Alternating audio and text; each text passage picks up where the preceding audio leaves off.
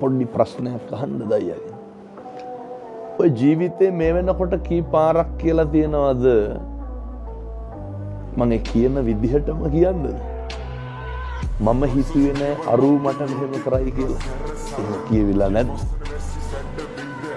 කොයිතරම් නම් කියලා ඇද්ද? කොච්චර කියලා ඇද්ද? එතකොට කවුද එහෙම කියලා තියෙන්නේ?